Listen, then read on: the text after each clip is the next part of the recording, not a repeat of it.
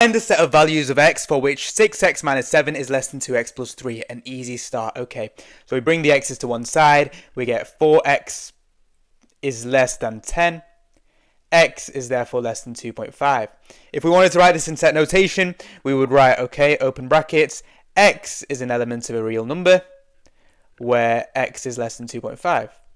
All right. Bam, that's an easy start. B, we've got a quadratic equation and it's less than 0. Right, let's factorize it first. That's always the first step, factorize. Okay, so this is our quadratic equation. 2x minus 1 times x minus 5 is less than 0. Right, so now this is fundamental. Okay, this is fundamental. You need to draw the graph. Okay, you need to draw the graph. You can forget your misses at the beach, but you can't forget to draw the graph. Okay, so what is this quadratic going to look like? Okay, so we know one of the roots is 5, right? Okay, and we know that this is going to be equal to a half, okay? Because when you times 2 by a half, you get 1, and 1 minus 1 is 0, so we get a half. And it goes through 5, okay?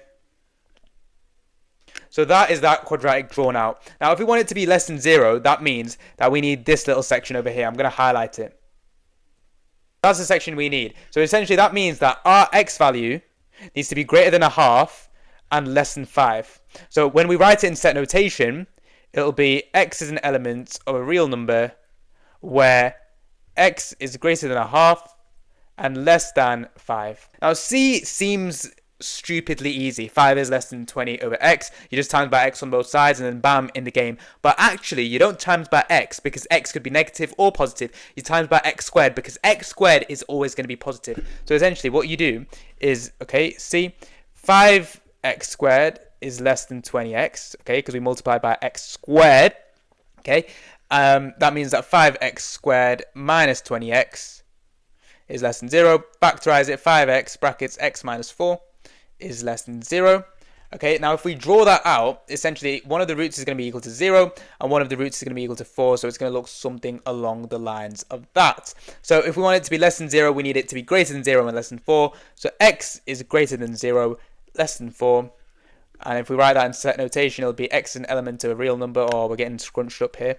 And then bam, that's your answer. So D, both 6x minus 7 is less than 2x plus 3, and 2x squared minus 11x plus 5 is less than 0. So it's both A and B. So for A, we know that x is less than 2.5. For B, we know that x is less than 5 and greater than a half. So essentially, if we want both of them to follow, that means x is less than 2.5 and greater than a half, okay? So x is less than 2.5 and greater than a half.